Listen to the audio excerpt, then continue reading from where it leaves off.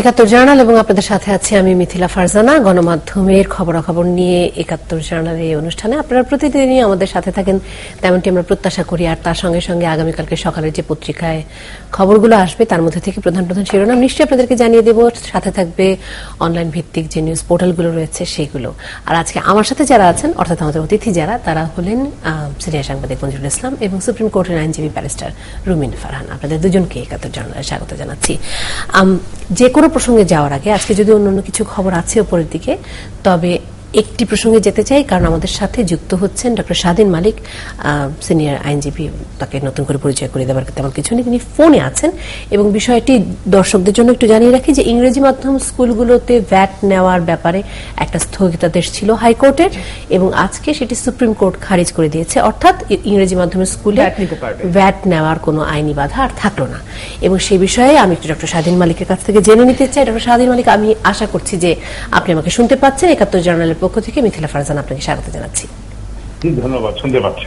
জি, আমার আসলে অনেকগুলো কৌতূহল আছে, কিন্তু তার আগে আমি একটু জানতে চাই যে মহামান্য আদালত কি বললেন, বা আসলে আমরা কি শুনলাম, জানলাম, বুঝলাম। ডক্টর স্বাধীন মালিক। না, ওইটা ওই সুপ্রিম কোর্টে খারিজ করে দেয় নাই, মানে হাইকোর্টে যখন আমরা মামলা করে যেটা বলি রুল পেলাম, মানে সরকারকে কোর্ট জিজ্ঞেস করলেন যে কেন এই ভ্যাট বাতিল করা হবে না, সেই মর্মে কারণ দর্শাও, যেটাকে আমরা বলি রুল জারি করা। তো এই সাথে সাথে একটা স্টে অর্ডার দিলেন যে ঠিক আছে, আপাতত মামলা শুনানি শেষ না হওয়া পর্যন্ত আপনারা বললেন যে ইংলিশ মাধ্যম প্রাইভেট স্কুলের ছাত্রছাত্রীদের কাছে ভ্যাট নেওয়া যাবে না। ওই ভ্যাটটা মানে 6 মাসের জন্য স্থগিত করেছিল। তো আজকে আপিল বিভাগের মাননীয় চেম্বার জাজ ওই ভ্যাটের উপরে যে মানে 6 মাসের যে অন্তর্বর্তীকালীন স্থগিতাদেশ ছিল সেটা উনি বাতিল করে দিয়েছেন। মূল মামলাটা রয়ে গেছে হাইকোর্টে, মূল মামলার শুনানি হবে কিছুকালের মধ্যে। অর্থাৎ এখনো আইনি লড়াইটি সামনে আছে। অবশ্যই, জি। আচ্ছা আচ্ছা, সেক্ষেত্রে এই আইনি লড়াইটি যতদিন না কোর্টে উঠবে ততদিন কি ইংরেজি মাধ্যম স্কুলগুলো ভ্যাট নিতে পারবে? এখন যেটা আজকের ওই চেম্বার জাজের আদেশের কারণে পারবে।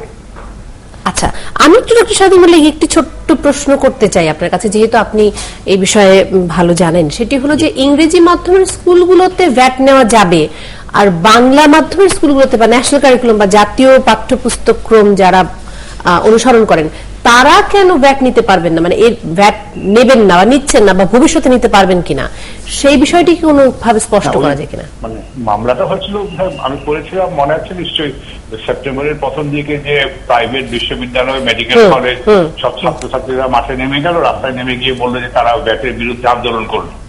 তো তখনই তাদের আন্দোলনের মুখে সরকার তাদের যে প্রদেয় ভ্যাট সেটাকে বাতিল করলেন।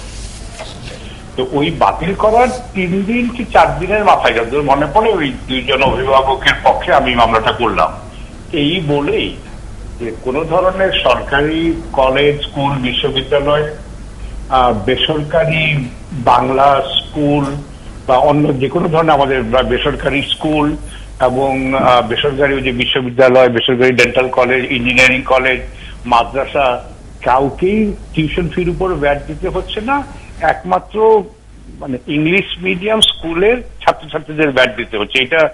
এটা সাংঘাতিক বৈষম্যমূলক। জি, আমি ঠিক এই জায়গাটিতে জানতে চাচ্ছিলাম ডক্টর স্বাধীন মালিক, যে যদি আগামী মাস থেকে বাংলা মাধ্যমের স্কুলগুলোকে, আসলে বাংলা মাধ্যমের স্কুল বলাটা ঠিক না, জাতীয় পাঠ্যক্রম যারা অনুসরণ করেন সেই স্কুলগুলো যদি আজকে এসে বলে যে আমাদেরকেও ভ্যাট দিতে হচ্ছে এবং আমরাও ভ্যাট নিতে চাই আমাদের ছাত্রছাত্রীদের কাছ থেকে, তাহলে কি আমরা খুব একটা অবাক হব কিনা? না, এটা সরকার মানে ব্যর্থ দিচ্ছে সরকার। এখন আমার মনে হয় যে সরকার ধরেন আমাদের তাৎক্ষণিকভাবে যেটা মনে আছে যে কিছুদিন আগে সব কতদিন 21 লক্ষ সরকারি কর্মকর্তা কর্মচারীদের বেতন ভাতা দিয়ে প্রায় দ্বিগুণ করে দিলেন। ফলে সরকারের এখন অতিরিক্ত 20,000 কোটি টাকার প্রত্যেক বছর দরকার হবে। এখন আপাতত এর একটা চাপ গিয়ে পড়ছে এই ইংলিশ মিডিয়াম প্রাইমারি স্কুলের ছাত্রছাত্রীদের উপর। এবং আপনি যেটা বললেন যে অন্যদেরও এটা হয়তো করতে পারে, বাট আমি আশা করবো যে সরকার এটা করবে না। আর আরেকটা বলে রাখি, এইটা যখন সরকার আপিলে গেলেন আজকে, আমি আশা করেছিলাম যে সরকার এটা আপিলে যাবে না, মানে মূল মামলায় শুনানি করবে। এই জন্য আশা করেছিলাম যে এই স্কুলের কোমলমতি বাচ্চারা ওরা যেহেতু আন্দোলন করতে পারে না, ঢাকা শহর অচল করে দিতে পারে না, অতএব খরচটা তাদের উপরেই নেমে আসলো। এটা অত্যন্ত বৈষম্যমূলক এবং অন্যায়।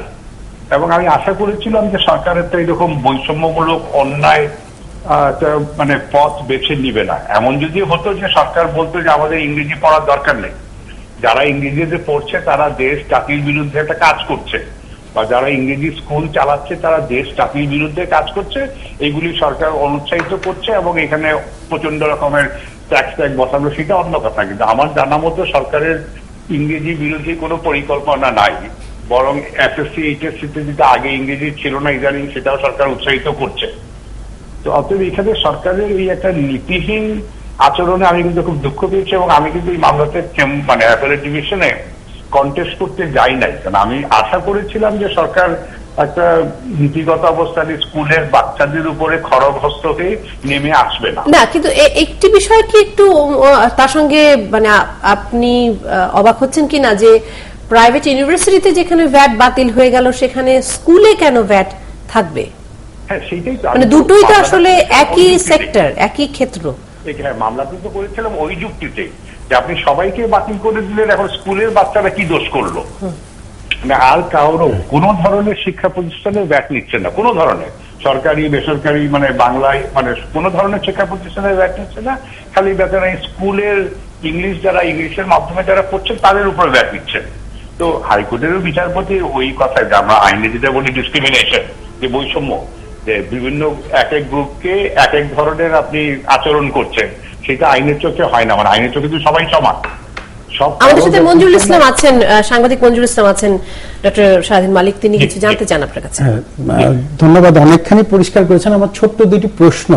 একটি হলো, যেহেতু আপনি আজকে আপিল বিভাগে মুখোমুখি হতে যাননি, এখানে মামলাটি এই পর্যায়ে খারিজ করে দেওয়ার ফলে পরবর্তী মামলা কত দ্রুত শুরু হবে বলে আপনি আশা করেন? এক, আর এর ফলে কি দুই ধরনের বৈষম্য হলো কিনা? এক হলো যে স্কুলের সাথে বিশ্ববিদ্যালয়গুলো প্রাইভেটের বৈষম্য, আবার স্কুলের সাথে যেটা মিথিলা বারবারই বলছিলেন জাতীয় পাঠ্যক্রম নিয়ে যারা পড়ান তাদের সাথে বৈষম্য, সেটা সংবিধান অনুযায়ী এক ধরনের নাগরিকদের মধ্যে বৈষম্য তৈরি যে হলো, এই জন্য আবার কোন আইনজীবী বা কেউ সংক্ষুব্ধ হয়ে আইনের আশ্রয় নিতে পারবেন কিনা? আমি মামলাটা এই বৈষম্যর ভিত্তিতেই করেছিলাম, কিন্তু যেটা বলছি মামলাটা এখনো চালু আছে। এখন হাইকোর্টে গিয়ে বড় আমার একটা সুবিধা হবে, হয়তো আমি হাইকোর্টে গিয়ে বলতে পারবো যেহেতু স্থগিতাদেশটা বাতিল হয়ে গেছে, এখন আমরা যেটা বলি মূল মামলায় আপনি একটা সিদ্ধান্ত দিয়ে দেন, মূল মামলা শুনানি করে যে এই ইংলিশ মিডিয়াম স্কুলের ছাত্ররা ভ্যাট দিবে কি দিবে না, এই ব্যাপারটা আপনি ফয়সলা করে দেন। তো হয়তো এই আমি মামলার মূল শুনানিটা করতে পারবো। আমি এখানে অ্যাড করছি আরো ধরেন মাদ্রাসার ছাত্রছাত্রীদেরও, মানে সরকারি মাদ্রাসা বেসরকারি মাদ্রাসা কোনো ধরনের মাদ্রাসার ছাত্রছাত্রীদেরও শিক্ষার জন্য ভ্যাট দিতে হয় না, কাউকেই দিতে হয় না, খালি এই ইংলিশ মিডিয়াম স্কুলের ছেলে মেয়েদেরকে এখন দিতে হচ্ছে। আমার মনে হয় পুরো বিষয়টা স্পষ্ট হয়েছে। ডক্টর স্বাধীন মালিক, অনেক ধন্যবাদ আপনাকে আমাদের সাথে যুক্ত হওয়ার জন্য এবং আমাদেরকে আসলে এই তথ্যগুলো দিয়ে সাহায্য করবার জন্য। আমরা কথা বলছিলাম এতক্ষণ ডক্টর স্বাধীন মালিকের সাথে, এবং আপনারা চেনেন যে তিনি একজন অত্যন্ত বর্ষিয়ান আইনজীবী, ব্যারিস্টার রুমিন ফারহানা। আমি যদি ভুল না করে থাকি নামটি, জি ব্যারিস্টার রুমিন ফারহানা, আপনি যদি বলেন যে কি বুঝলেন, কি মনে হচ্ছে এবং আইন আদালতের বিষয়ে আপনি নিশ্চয়ই একটু বেশি যোগ করতে পারবেন। জি, ডক্টর স্বাধীন মালিক আসলে পুরো বিষয়টাই খুব সুন্দরভাবে পরিষ্কার করে দিয়েছেন। আমার মনে হয় যে যেই উদ্দেশ্যে সরকার আসলে, যেটা আমার পার্সোনাল ওপিনিয়ন, যে ইংরেজি মাধ্যমগুলোতে ভ্যাট আরোপ করছে, কারণ আমাদের একটি প্রচলিত ধারণা আছে যে সাধারণত আমাদের সমাজের উচ্চবিত্ত শ্রেণী যারা আছেন তাদের সন্তানরাই বেশিরভাগ ক্ষেত্রে ইংরেজি মাধ্যমে পড়াশোনা করে। তো আমি বিনীতভাবে বলতে চাই যে শিক্ষা এবং স্বাস্থ্য এটি এমন একটা ক্ষেত্র যেখানে মানুষ আসলে তার সাধ্যের বাইরে গিয়েও ব্যয় করে। সন্তানের লেখাপড়া এমন একটা বিষয় যে আজকাল দেখা যায় বেশিরভাগই মধ্যবিত্ত, কিছু উচ্চবিত্ত তো বটেই, উচ্চবিত্ত সন্তান যারা আছেন তারা সবাই মোটামুটি ইংরেজি মাধ্যমেই পড়েন, তবে প্রচুর মধ্যবিত্ত পরিবারের সন্তানও কিন্তু ইংরেজি মাধ্যমে পড়াশোনা করে। এবং এটা যদি সরকার মনে করে যে তাদের উপরে ভ্যাট আরোপ করা যায়, কারণ তারা সেভাবে হয়তো প্রোটেস্ট করতে পারবে না, যেভাবে আমরা দেখেছি যে পাবলিক প্রাইভেট ইউনিভার্সিটির ছেলেমেয়েরা যেভাবে পথে নেমে এসছে এবং শক্তভাবে তারা তাদের দাবি আদায় করে ছেড়েছে, এটা হয়তো স্কুলের কোমলমতি ছোট্ট শিশুরা হয়তো সেভাবে পারবেন না, এরকম কোনো সাইকোলজিক্যাল চিন্তা থেকে যদি সরকার এটা করে থাকেন, এটা আসলে আইনের দিক থেকে খুবই বৈষম্যমূলক আচরণ, যেটা ডক্টর স্বাধীন মালিকও বারবার বলছিলেন যে বিশেষ করে ওই বৈষম্য এই গ্রাউন্ডে কিন্তু মামলাটা করা হয়েছে। এবং ডক্টর স্বাধীন মালিক যেরকম আশা করছিলেন, এটা আসলে আমরা সবাই আশা করছিলাম যে অ্যাপিলেট ডিভিশন হয়তো বা হাইকোর্টের অর্ডারটাকে স্টে করবে না। কারণ আপনি যদি দেখেন যে আমাদের দেশে তো আসলে 3টা মাধ্যমে পড়াশোনা হয়, একটা হচ্ছে বাংলা মাধ্যম, একটা ইংরেজি মাধ্যম, একটা হচ্ছে মাদ্রাসা শিক্ষা। তো বাংলা মাধ্যম বা মাদ্রাসা শিক্ষায় কিন্তু ভ্যাটের আর কোনো প্রশ্ন নেই, শুধুমাত্র ইংরেজি মাধ্যমেই এই ভ্যাটটি আরোপ করা এটি আসলে আমার মনে হয় যে আরো বেশি করে আলোচনার দাবি রাখে, কারণ আমরা আসবো নিশ্চয়ই আমাদের সাথে কেউ না কেউ। আমি আরেকটু যোগ করতে চাচ্ছি যে আগে এটা 4.5 ভাগ ছিল এই ভ্যাটটা, সম্প্রতি এটাকে 7.5। তার মানে চিন্তা করেন অনেকখানি কিন্তু বেড়ে এসছে, এবং একটা মধ্যবিত্ত পরিবারের জন্য এটা ভীষণ রকম একটা চাপ। কারণ আপনি জানেন যে ইংরেজি মাধ্যমে যারা পড়াশোনা করে তাদের কোচিং ফি বা প্রাইভেট টিউশন ফিও কিন্তু অনেক হাই, সুতরাং ওদের বেতনও অনেক বেশি দিতে হচ্ছে, ওদের পুরো খরচটাই অনেক বেশি। তো আর তাছাড়া শিক্ষা তো কোনো পণ্য নয়, এটা একটা রাষ্ট্রের দায়িত্ব, তার রাষ্ট্রের নাগরিকের শিক্ষার নিশ্চয়তা দেয়া।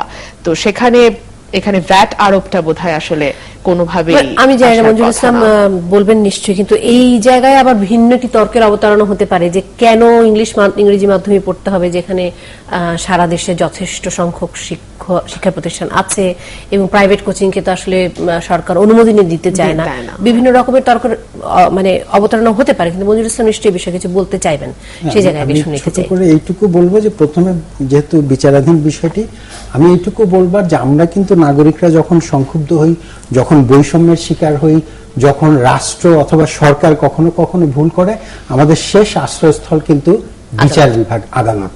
আমি যেমনটি আরমিন ফারহানা বললেন এবং স্বাধীন মালিক বললেন, আমরা কিন্তু প্রত্যাশা এমনটাই করেছিলাম, তারা আইনজীবী, তারা আরো ভালো বলতে পারবেন, সেখানে নিশ্চয়ই আদালতের কাছ থেকে আমরা ন্যায় বিচার পাবো।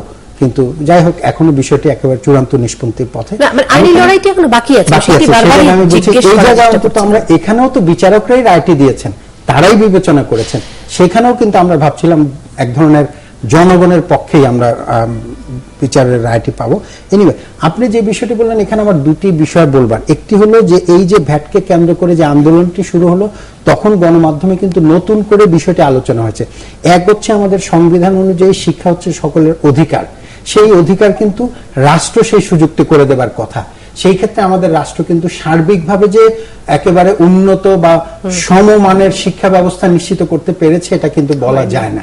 সে জায়গায় কিন্তু আপনার প্রশ্নের উত্তরে হচ্ছে বাধ্য হয়ে অনেক অভিভাবক, সেটা নিম্ন উচ্চ মধ্যবিত্ত হোক অথবা উচ্চবিত্ত হোক, তারা কিন্তু প্রাইভেট স্কুলে পাঠাচ্ছে।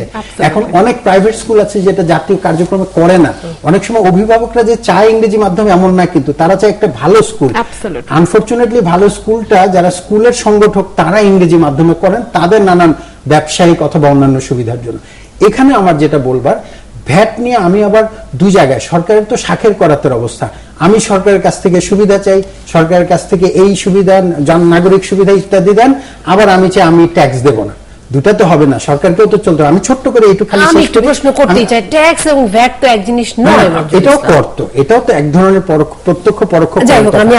এই জায়গায় আমি যেটা বলতে চাচ্ছি যে এখানে কিন্তু আলটিমেটলি যেটা রুমিন ফারহানা বললেন 4.5% ছিল, এখন 7.5 করা হয়েছে। এখানে সরকারের একটি সিদ্ধান্তের ব্যাপার, কিন্তু তার আগে আমি মনে করি গোড়ায় গিয়ে সমস্যাটা দেখা দরকার।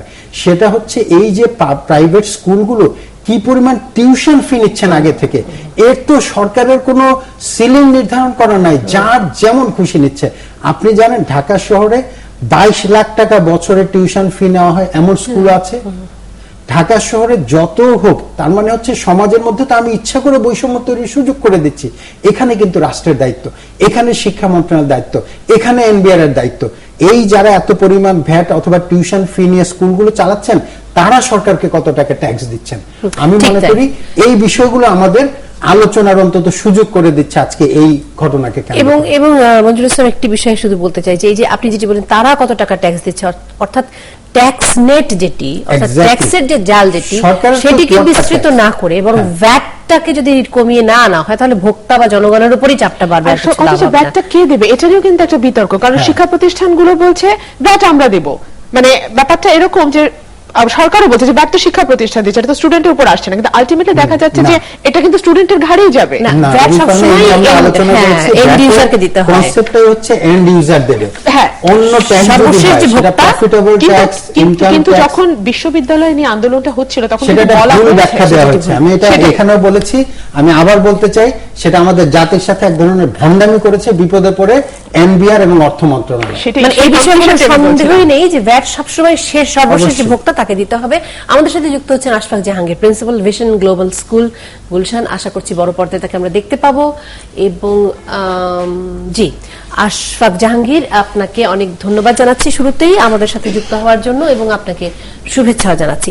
একটি ছোট প্রশ্ন, মানে আমি অনেককেই প্রশ্নটি করছি, হয়তো আপনার কাছে সেটির উত্তর নেই, তবু আপনার কাছে জানতে চাই, আপনি কি এই বিষয়টি আমাকে একটু ব্যাখ্যা করে বলতে পারেন যে কেন ইংরেজি মাধ্যমের স্কুলগুলোতেই ভ্যাট আরোপ করা হয়? মানে কেন বাংলা মাধ্যমের স্কুলগুলো বা জাতীয় শিক্ষাক্রম যে স্কুলগুলো অনুসরণ করছে তাদেরকে কোনো ভ্যাট দিতে হচ্ছে না, বা মাদ্রাসাকে কোনো ভ্যাট দিতে হচ্ছে না, আপনাদেরকে কেন দিতে হয়? এই বিষয়ে কি আপনারা কখনো জানতে চেয়েছেন কিনা সরকারের কাছে? আমরা জানতে চাই নেই, কিন্তু আমরা সবসময় সরকারের প্রতি সবসময় আমরা বলি যে সরকার অবশ্যই আমাদের সাথে আছেন, এবং যেহেতু সরকার ডিসিশন দিয়েছে তাই আমাদের অভিভাবকরাও সবসময় এটা মেনে নিয়েছে। আপনি জানেন একটু না, অভিভাবকদের তো কোনো গতি নেই জনাব আশফাক জাহাঙ্গীর, অভিভাবকদেরকে মেনে নিতেই হবে। এখানে একমাত্র পক্ষ হচ্ছেন তারাই, বৈষম্য যদি যাদের কোনো তৈরি গতি হয়ে নেই। যায়। আমরা তো আসলে শিক্ষা দিচ্ছি, আমরা শিক্ষাটাকে সবার মাঝে ছড়িয়ে দিচ্ছি, তো এটাও একটা শিক্ষা। ইংরেজি মাধ্যম থেকে পাশ করে বাচ্চারা, আপনি দেখেন বাংলাদেশের অনেক বাচ্চা বাইরে পড়ছে বা দেশের মধ্যে ভালো ভালো কাজ করছে, তো সব দিকে আমরা শিক্ষার দিকে একটা বড় একটা স্থান করে নিয়েছি আমাদের সে বিষয়ে শিক্ষার্থীরা। খুব সন্দেহ নেই, কিন্তু আমার প্রশ্নটি ছিল আসলে ভ্যাটটি কেন আপনাদের ক্ষেত্রে আরোপ করা হলো? আপনারা নিশ্চয়ই বিভিন্ন সময়ে যারা নীতি নির্ধারক আছেন তাদের সাথে বসেন, কথা বলেন, এবং আপনাদের বিভিন্ন বিষয় নিয়ে নিশ্চয়ই আপনাদের অনেক সময় কথা হয়, কারণ মাঝখানে ইংরেজি মাধ্যমের স্কুলগুলো কোনো ভাড়া বাড়িতে থাকতে পারবে না তেমন একটি কথা এসেছিল, মাঝখানে ইংরেজি মাধ্যমের স্কুলের বিভিন্ন ধরনের বাড়ি কতটুকু পরিসরের মধ্যে হবে এইসব নিয়ে কথা উঠেছিল। নিশ্চয়ই আপনারা সেই সময় এই কথাগুলো বলেছেন যে কেন আপনাদের উপরই ভ্যাট আরোপ করা হচ্ছে। না, আমরা তো বলেছি সবসময়, কিন্তু কথা হলো যে এখানে হয়তোবা দেখা যাচ্ছে যে আমাদের টিউশন ফিস বলা হচ্ছে যে বেশি, কিন্তু আমাদেরও তো খরচ আছে।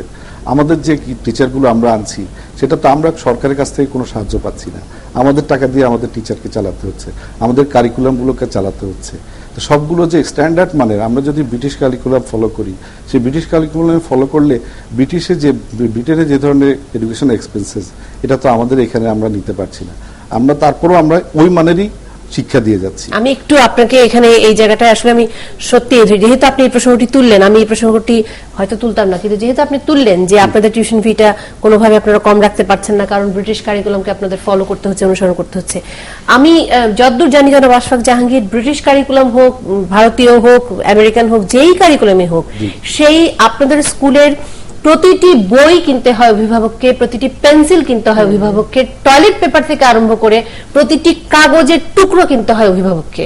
আপনারা বছরের শুরুতেই প্রত্যেকটি পায়ে পয়সা বুঝে নেন অভিভাবকের কাছ থেকে, অর্থাৎ এখানে একটি পয়সাও কিন্তু স্কুল কর্তৃপক্ষ খরচ করে না, এবং তার সঙ্গে সঙ্গে বাড়তি যে আপনাদের টিচারদের বেতন থেকে আরম্ভ করে অন্য যা কিছু আছে সবকিছু আপনাদের অভিভাবকের বেতন থেকে আসে। আমার প্রশ্নটি হচ্ছে, আপনারা কোনো সাহায্য পান না সেটি খুব সত্য কথা। অন্যান্য যে সমস্ত জাতীয় শিক্ষাক্রম ফলো করা, ন্যাশনাল কারিকুলাম ফলো করা যে সমস্ত স্কুল আছে, তারা তো, আমরা যেখানে যেসব স্কুলে পড়েছি, তারা পরীক্ষার খাতা অবশ্যই স্কুল থেকে দিত, তাদের অনেকেই পেন্সিল রাবারও দিত স্কুল থেকে, এবং অনেক স্কুল আমার মনে আছে খাতা পর্যন্ত বছরের শুরুতে দিয়ে দেওয়া হতো। তাহলে তারা যদি চলতে পারতো, আপনারা কি সত্যি আপনাদের শিক্ষকদেরকে এতটাই সম্মানই দেন যে তাদের জন্য এত ব্যয়ভার আপনাদের করতে হয়? যে আমাদের এখানের শিক্ষকের একটু বেশি আমার বিষয় বেশি রাখতে হয়। বিশেষ করে আমার স্কুলে আমি বলবো যে আমার স্কুলে স্পেশাল বাচ্চা আছে, স্পেশাল স্টুডেন্ট বলতে যে আমরা অটিস্টিক স্টুডেন্টকে আমরা পড়াই, তো সেখানে আমরা 1:1 টিচার দিতে হয়। তো ইভেন আমাদের কারিকুলামগুলো এখানে ধরেন সবাইকে তো আর ইংরেজি মাধ্যমে টিচার হিসেবে করা যায় না, তাদের ট্রেনিং করাতে হয়। তাদেরকে ওই উপযোগী করতে হয়। তাই কি প্রত্যেকটি ইংরেজি মাধ্যমের স্কুলে কি অনেক ট্রেনিং এর ব্যবস্থা আছে শিক্ষকদের? হ্যাঁ, আমাদের এডুকেশন থেকে জি, আমরা ব্যারিস্টার রুমিন ফারহানা। আমি আমার পার্সোনাল এক্সপিরিয়েন্স আছে, আমি আমার ইন্টারমিডিয়েটের পরে একটা খুব স্বনামধন্য ইংরেজি মাধ্যমে কিছুদিন পড়িয়েছিলাম। সেখানে আমার মনে হয় না যে টিচারদের কারোর স্যালারি খুব একটা লোভনীয়, যেরকম উনি বলছেন। কারণ একটু আগেই মঞ্জু ভাই বলছিলেন যে 22 লাখ টাকা পর্যন্ত ইয়ারলি ফি গুনতে হয় কিছু কিছু স্কুলে। সেখানে টিচারদের ফি এমন কিছু না, আমি নামটা বলছি না, কিন্তু আমারটাও কিন্তু একদম টপ 5টার মধ্যে একটা হবে যে স্কুলে আমি টিচিং করেছে। টিচারদের এমন কিছু বেতন নাই এবং টিচারদের এমন কোনো ট্রেনিংও তারা প্রোভাইড করেন বলে আমার অভিজ্ঞতা বলে জনাব না। আশফাক জাহাঙ্গীরকে আমি আসলে খুব বেশি এই বিষয়ে গভীরে যেতে চাই না। জনাব আশফাক জাহাঙ্গীর, আমার খুব বেশি আমি আসলে আপনার সাথে এই বিষয়ে তর্কে যাব না, কারণ আমি বিবিসিতে থাকাকালীন সময় একটি ধারাবাহিক প্রতিবেদন করেছিলাম আমাদের বাংলাদেশের শিক্ষা ব্যবস্থা নিয়ে, এবং সেখানে আমার যা প্রাপ্ত তথ্য সেই অনুযায়ী যতগুলো ইংরেজি মাধ্যম স্কুল আছে তাদের শুরু হয় হচ্ছে জুনিয়র স্কুল টিচার দিয়ে, যাদের বেতন মূল স্কুল টিচারদের প্রায় অর্ধেক, এবং তাদেরকে প্রমোশন দেওয়া হয় না দিনের পর দিন, যাতে করে তাদেরকে আসলে মূল বেতনটি দিতে না হয়। জুনিয়র একটু বলিনি আমি, জুনিয়র টিচারকে আপনারা যদি বলেন যে জুনিয়র টিচাররা তাদেরকে প্রমোশন দেওয়া হয় না, অ্যাকচুয়ালি জুনিয়র টিচাররাই হচ্ছে সবচেয়ে বড় টিচার। কারণ একজন প্লে গ্রুপের টিচার হচ্ছে আমার মনে হয় সবচেয়ে বড় ধৈর্যশীল, এবং আমার কাছে তিনি হচ্ছে নিশ্চয়ই তার সম্মান ব্যাপক, কিন্তু অবশ্যই ব্যাপক নয়। সম্মানিটিকে সম্মান দিয়ে যে স্কুলের সাথে জড়িত, আপনি কি উদ্যোক্তাদের একজন না শিক্ষক? আমি শিক্ষক, আমি উদ্যোক্তা আমার স্কুলে। আমার একটি ছোট্ট প্রশ্ন জানবার নাগরিক হিসেবে, এই যে আমি শুরুতে যেটা বলেছি যে রাষ্ট্রেরই দায়িত্ব ছিল সকলের জন্য উন্নত মানসম্মত শিক্ষা নিশ্চিত করবার, সেই জায়গায় আপনারা যারা উদ্যোক্তা তাদের প্রতি আমাদের বিনম্র শ্রদ্ধা জানিয়ে এইটুকু বলতে চাই, রাজধানীতে সহ সারা বাংলাদেশের বড় ছোট শহরগুলোতে যেভাবে একের পর এক প্রাইভেট স্কুল উঠছে, এটা কি আপনি মনে করেন কেবল শিক্ষার ব্রত নেই করা, না মূলত এর মধ্যে বাণিজ্য একটা বড় ব্যাপার? আপনার কাছে কি মনে হয়? খুব বেশি যদি উঠে অবশ্যই বাণিজ্যিক আছে, কিন্তু আমি মনে করি যে যারা সত্যিকারের উদ্যোগ নিয়ে স্কুল খোলার চিন্তা ভাবনা করে, যারা যদি মনে করে যে আমি সত্যিকারের শিক্ষা দিব, শিক্ষা যদি একটা অন্যরকম চিন্তা ভাবনা না করে, ব্যবসার চিন্তা ভাবনা না করে, যদি যে শিক্ষায় দেয় এবং ভালো মানুষ গড়ে তোলার চিন্তা ভাবনা করে, তাহলে অবশ্যই আমি মনে করবো না এটা ব্যবসা। এই সৎ উদ্দেশ্যের সংখ্যা কি বেশি না ব্যবসায়ী উদ্দেশ্যে? আমার উদ্দেশ্যে বলি, আমি তো প্রথম থেকে আছি এটাতে, তো আমার নিজস্ব, আমি মনে করি যে আমার সমস্ত শ্রম সমস্ত কিছু দিয়ে আমি এটাকে তৈরি করছি।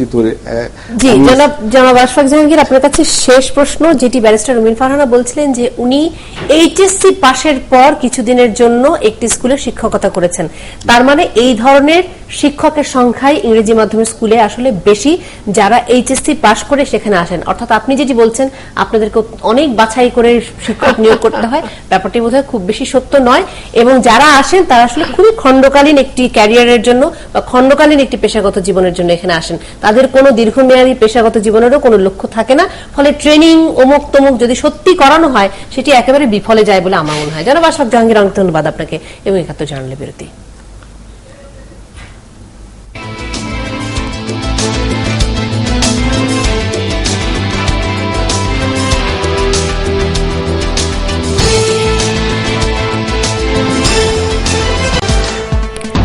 শিশু সৌরভকে গুলি করা গাইবান্ধার এমপি লিটন রাজধানীর উত্তরা থেকে গ্রেফতার।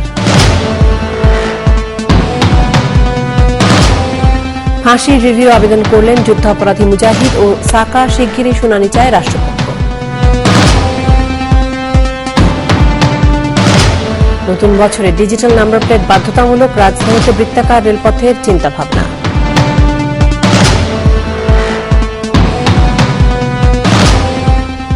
আফ্রিকার পথে ঢাকা ছেড়েছেন এ দলের ক্রিকেটাররা, এ সফর নৈপুণ্যের পরীক্ষা মানছে সবাই।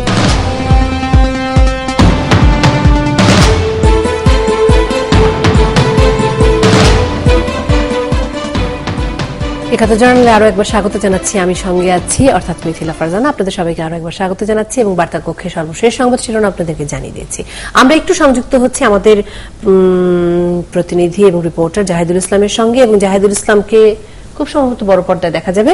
আমরা আশা করব যে আপনারা সবাই এই আলাপে অংশ নেবেন। জাহিদুল ইসলাম, আমাদেরকে একটু জানাবেন যে আজকে মঞ্জুরুল ইসলাম লিটন অর্থাৎ যিনি এমপি, তিনি গ্রেফতার হয়েছেন উত্তরা থেকে, তাকে গ্রেফতার করা হয়েছে, এবং আপনি ছিলেন সেই সময় জাহিদ।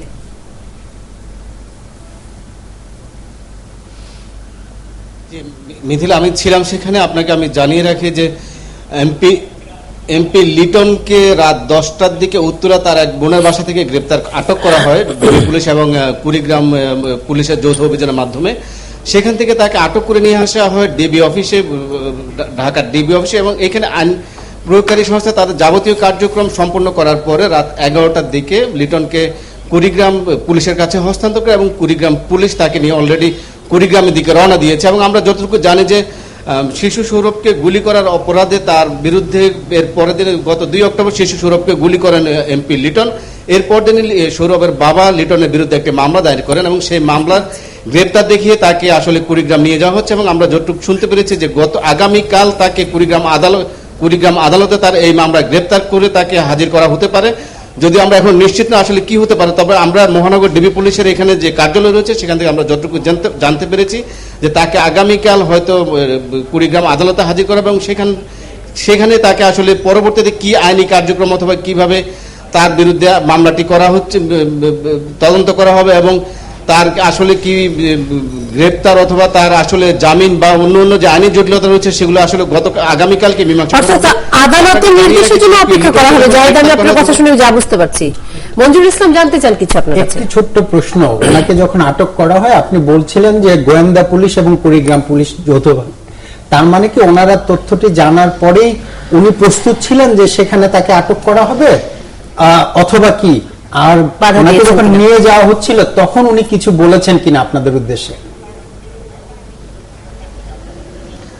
না, যখন এমপি লিটনকে আটক করা হয়েছিল আসলে তখন তিনি কিছু বলেননি এবং তিনি মোটামুটি সেখানে আসলে টিভি ক্যামেরার সামনে তার মুখও প্রদর্শন করেননি। তিনি মোটামুটি টিভি ক্যামেরাকে এড়িয়ে চলতে চেষ্টা করছেন। আমরা যতটুকু দেখেছি যে তাকে যখন ডিবি অফিস থেকে কুড়িগ্রামের দিকে নিয়ে যাওয়া হচ্ছিল তখনও তিনি কি টিভি ক্যামেরাকে অ্যাভয়েড করেছিলেন, অর্থাৎ টিভি ক্যামেরার সামনে তার চেহারা দেখেনি এবং তিনি মুখ লুকিয়েছিলেন। এবং সেই সাথে তার স্ত্রী যখন সাথে ছিলেন স্ত্রীও তার চেহারাটি দেখেননি। অর্থাৎ আমরা যতটুকু দেখেছি যে লিটনকে যখন আটক করা হয়েছে এবং তার স্ত্রীর সাথে ছিলেন তখন তাদের আসলে কারো মুখই দেখা যায়নি। তবে ডিবি পুলিশকে আমরা দেখেছি যে তার গাড়ি সহ এমপি লিটনকে গাড়ি সহ আটক করেছেন এবং সেই গাড়ি সহ তারা কুড়িগ্রামের দিকে রওনা দিয়েছেন। অনেক ধন্যবাদ জাহিদুল ইসলাম আপনাকে আমাদের সাথে যুক্ত হওয়ার জন্য এবং আমাদেরকে সময় দেওয়ার জন্য। ব্যারিস্টার রুমিন ফারহানা নিশ্চয়ই ঘটনাটি অনুসরণ করছেন, বেশ কয়েকদিন ধরে এটি নিয়ে কথা হচ্ছে এবং স্বরাষ্ট্রমন্ত্রী আজকে বলেছেন যে কেউই আইনের ঊর্ধ্বে নয়, সুতরাং আদালত যেই নির্দেশনা দেবে সেই অনুযায়ী তার বিচার কার্য সম্পাদন হবে। আমি দেখছিলাম এই ঘটনাটি ঘটেছে 2 তারিখে আর আজকে 14 তারিখ, মাঝখানে 12 দিন পার হয়ে গেছে। তো এমপি লিটনকে ধরার জন্য 12 দিন সময় লাগবার কি কথা ছিল? আসলে এখানে আমার মনে হয় 3টি বিষয় আসতে পারে। একটা হচ্ছে আইন শৃঙ্খলা রক্ষাকারী বাহিনীর অদক্ষতা, তারা কম্পিটেন্ট এনাফ না তাকে গ্রেফতার করবার জন্য, তাদের কম্পিটেন্সের অভাব আছে। কিন্তু সেটাই বা আমরা আসলে বলি কি করে, কারণ আমরা দেখেছি যে কোনো ঘটনা ঘটলেই যেভাবে বিরোধী দলীয় নেতা কর্মীদের একেবারে প্রত্যন্ত জায়গা থেকে ধরে ফেলা হয় এবং অজ্ঞাতনামা দিয়ে মামলা করে দেওয়া হয়, সেখানে একজন এমপি এবং মজার ব্যাপার হচ্ছে এর মধ্যে আপনি নিশ্চয়ই লক্ষ্য করেছেন মিথিলা যে প্রথম আলোতে একটা রিপোর্টও এসেছে যেখানে উনি বেশ একটা সাক্ষাৎকারও দিয়েছিলেন প্রথম আলোতে যে আমি আসলে ঢাকায় আছি, এবং হেডিং আসছিল যে পুলিশ খুঁজে পাচ্ছে না কিন্তু এমপি লিটন ঢাকায় আছে। তো সুতরাং এটাকে অদক্ষতা বলবো কিনা আমি জানি না। আর আরেকটা হতে পারে যে এমপি লিটনের সাথে পুলিশের একটি ভালো সম্পর্ক আছে, সুতরাং পুলিশ জানা সত্ত্বেও তাকে গ্রেফতার করেনি, হয়তো বা কিছু লেনদেনের বিনিময়। কারণ আমাদের আইন শৃঙ্খলা রক্ষাকারী বাহিনীর বিরুদ্ধে তো বিভিন্ন রকম লেনদেনের অভিযোগ আমরা বিভিন্ন সময় দেখেছি, এটা তো খুব নতুন কিছু নয়। আর অথবা আরেকটা হতে পারে যে রাজনৈতিক কোনো কারণে, বা যেহেতু উনি এমপি, সরকার দলীয় এমপি, সেটাও হয়তো পুলিশের একটা বিবেচনার মধ্যে ছিল। কারণ আজকে যখন দেখা গেছে যে অ্যাটর্নি জেনারেল সাহেব নিজেই ব্যাপারটি মুভ করেছেন খুব সিরিয়াসলি, উনি অ্যাপেলেট ডিভিশনে চেম্বার জাজে বিষয়টি মুভ করেছেন বলে আমি শুনেছি যে এরকম একটা ঘটনায় আসলে 18 তারিখ পর্যন্ত সময় দেবার কিছু নেই। এবং যখন হাইকোর্টে অর্ডারটি স্টে হয়ে গেল আমরা দেখলাম যে সাথে সাথেই ওনাকে গ্রেফতার করা হয়েছে। আর আমরা যদি এমপি লিটনের পেছনের ইতিহাসও দেখি মিথিলা, সেটাও খুব দুঃখজনক, কারণ উনি নাকি মাঝে মধ্যেই এই ধরনের পিস্তলের ব্যবহার করতেন বা ভয় দেখাতেন। আমরা দেখেছি যে উনি হাসপাতালের ওয়ার্ড বয় থেকে শুরু করে সরকারি কর্মকর্তার গায়ে উনি হাত তুলেছেন, এরকম খবরও কিন্তু পত্রিকাতে এসছে। এবং দেখা গেছে যে উনি দিনের বেলা নাকি উনি ঘুমাতেন এবং রাতের বেলা উনি মাতাল অবস্থায় এই ধরনের কার্যকলাপ করতেন। তো এটা খুব দুঃখজনক, কারণ উনি হচ্ছেন একজন সংসদ সদস্য, নির্বাচিত বা অনির্বাচিত যাই হোক, উনি তো একজন সংসদ সদস্য, এবং আমাদের জাতির ভাগ্য যেই সংসদে নির্ধারিত হয় সেরকম একজন সংসদের এরকম একজন সংসদ সদস্য যখন বসেন, এবং ওনার মতো নিশ্চয়ই আরো আছে, তখন আমরা আসলে আতঙ্কিত হয়ে যাই। মঞ্জুর ইসলাম কি আতঙ্কিত কিনা? না, অবশ্যই এই বিষয়টি তো দুঃখজনক, এবং সারা জাতি অবাক বিস্ময়ে লক্ষ্য করেছে যে একজন আইন প্রণেতা এরকম একটি কাজ করতে পারে, কোনো সুস্থ মানুষই এরকম করতে পারে, এটা আমাদের জন্য কাঙ্ক্ষিত না। এবং রুমিন ফারহানা একভাবে ব্যাখ্যা করেছেন, হয়তো তিনি আবার যদি সরকারি দলের পক্ষে থাকতেন পক্ষের 4টি যুক্তি দিতে পারতেন, আবার উনি আইনজীবীও তো, ফলে দুই পক্ষেই ওনারা যুক্তি দিতে পারেন। আমার কাছে যেটা মনে হয়, যে কোনো একজন সংসদ সদস্য যখন হয় সেই ক্ষেত্রে অবশ্যই আইন শৃঙ্খলা রক্ষাকারী বাহিনী এটাকে কিন্তু সাধারণ নাগরিকদের মতো করে দেখেন না, তা সেখানে আইনি প্রক্রিয়ার ব্যাপার আছে। এবং 2 তারিখে ঘটনা ঘটেছে, 4 তারিখে মাননীয় প্রধানমন্ত্রী দেশে ফেরার পরে একটি সংবাদ সম্মেলন করেছিলেন, সেখানে কিন্তু তিনি পরিষ্কার বলেছেন যে এই ব্যাপারে ইতিমধ্যেই নির্দেশ দেওয়া হয়েছে। অর্থাৎ আমাদের এখানে তো সেই সংস্কৃতির দেশ আমরা, যেখানে সরকারি দলের হলে পরে আইনের কোনো বাধাই তাকে টাচ করবে না। আমরা তো এই পদ্ধতি পেরিয়ে এখানে এসেছি গত 45 বছরে, কিন্তু সেখানে মাননীয় প্রধানমন্ত্রী পরিষ্কার বলেছেন তার বিরুদ্ধে ব্যবস্থা নেওয়ার নির্দেশ দেওয়া হয়েছে। আপনি জানেন যে একেবারে অনতি বিলম্বে 24 ঘন্টার মধ্যে কিন্তু তার লাইসেন্স করা 2টি অস্ত্র জমা দিতে নির্দেশ দেওয়া হয়েছে, এবং সেই লাইসেন্সগুলো বাতিল করা হয়েছে। তারপরে উনি একটা আইনের ফাঁক খোঁজার চেষ্টা তো সকলেই করে, উনিও করছিলেন, এবং যার জন্য আদালতে গেলেন, এবং আদালতে গিয়ে আদালত থেকেই কিন্তু একটি নির্দেশনা দেওয়া হলো যে 18 তারিখ পর্যন্ত তাকে 18 তারিখের মধ্যে যেন তিনি আত্মসমর্পণ করেন। এবং সরকারের সর্বোচ্চ আইন কর্মকর্তা অ্যাটর্নি জেনারেল কিন্তু সেটাকে ডিফেন্ড করে অপোজ করেছেন। তিনি বলেছেন যে না, এই মুহূর্তে তাকে গ্রেফতার করা উচিত। এবং আজকে কিন্তু গণমাধ্যমগুলো মোটামুটি আইজিপি নিজে বলেছেন, স্বরাষ্ট্রমন্ত্রী নিজে বলেছেন যে তাকে কিছুতেই আইনের থেকে মুক্ত করা হবে না, এবং আইনের আওতায় তাকে আনাই হবে। এবং এই ক্ষেত্রে যেহেতু আইন শৃঙ্খলা রক্ষাকারী বাহিনী কিন্তু অনেকগুলো ঘটনার মধ্যে দিয়ে যাচ্ছিলেন, আমরা সকলেই জানি, রুমিন ফারহানা জানেন, দেশের মানুষ জানে, এর মধ্যে 2 জন বিদেশি হত্যাকাণ্ড, এবং আরো একজন চার্চের একজনকে যাজককে ইত্যাদি মিলে কিন্তু আইন শৃঙ্খলা রক্ষাকারী বাহিনী তৎপর। আর এর মধ্যে এরকম একজন এমপি কিন্তু তার পালিয়ে যাওয়ার কোনো সুযোগ নাই বাংলাদেশের সীমানা থেকে, কারণ তিনি একজন একেবারেই পরিচিত লোক, তার লাল পাসপোর্ট আছে। ফলে মোটামুটি আইন শৃঙ্খলা রক্ষাকারী বাহিনী, আমি যদি সরল বিশ্বাসে বলি, ধরেই নিয়েছেন যে তাকে তো আমাদের যে কোনো মুহূর্তে আমরা চাইলে তাকে নিতে পারবো। এই জায়গায় আর আইনি প্রক্রিয়াগুলো সম্পন্ন হওয়ার, আবার উনি আইনের আশ্রয় নিয়েছিলেন, সেটাও যাতে আইনের কোনো ব্যর্থ না ঘটে। আবার আপনি জানেন যে আইন যে কোনো সংসদ সদস্যকে গ্রেফতার করতে হলে স্পিকারের অনেক সময় পারমিশনের ব্যাপার, কিন্তু এই জায়গাটায় বোধহয় যেহেতু উনি ক্রিমিনাল কেসের সাথে জড়িত, ফৌজদারি মামলা, সেইখানে হয়তো এগুলো বিষয়গুলো একে তো হচ্ছে সরকারি দল, তারপর আইন শৃঙ্খলা রক্ষাকারী বাহিনী আবার ভালো করতে গিয়ে খারাপ না পড়ে, এইরকম অনেক চিন্তা ভাবনা হয়তো করেছিলেন। কিন্তু শেষ কথা, শেষ ভালো যার সব ভালো তার, আমি সেই ক্ষেত্রে বলতে চাই যে এটি একটি দৃষ্টান্ত তৈরি হলো যে আইনের চোখে সকলে সমান, এবং আইনের আওতায় সকলকে আসতে হয়। এই সংস্কৃতির মধ্যে যে আমরা যাত্রা শুরু করেছি, এটাই আমি নাগরিক হিসেবে আশান্বিত হই। মিস্টার রুমিন ফারহানা যে পয়েন্টটা উত্থাপন করতে চেয়েছিলেন, বোধহয় মঞ্জুর ইসলাম সেটি তবে আমি একটু বলতে চাই যে উনি যেটা বলেছেন সেটা একেবারেই বাংলাদেশের প্রেক্ষাপট থেকে বলা। আসলে এখন এমপি হোক বা এমপি না হোক, মন্ত্রী হোক বা মন্ত্রী না হোক, সরকারি দলের হোক বা বিরোধী দলের হোক, আসলে আইন বোধহয় একেবারে আইনের মতো আইনের গতিতে চলা উচিত। পুলিশ ভেবেছে ওনার লাল পাসপোর্ট আছে, উনি বিদেশে যেতে পারবেন না, এটা তো পুলিশের ভাববার কথা নয়। যে মুহূর্তে ঘটনাটি ঘটেছে সেই মুহূর্ত থেকে পুলিশের তৎপর হয়ে as soon as possible ওনাকে বোধহয় গ্রেফতার করা উচিত ছিল। সেটি হচ্ছে উচিতের কথা, পরিবেশের কথা। আমি শুরু করেছি যে উনি বাস্তব প্রেক্ষাপট বলেছেন যেখানে সরকারি দলে এমপি তো দূরের কথা, সরকারি দলের যুব বা ছাত্র সংগঠনের সাধারণ কেন্দ্রীয় সদস্যকেও গ্রেফতার করতে অনেক সময় লাগে, দেখে এসেছি বহু বছরে। আমরা তো এই দেশ সামরিক শাসন, স্বৈর শাসন, নানান শাসন, গণতান্ত্রিক শাসন দেখে তো এখানে এসেছি, কিন্তু আমরা সামনের দিকে এগোচ্ছি, এটাই আসার বিষয়।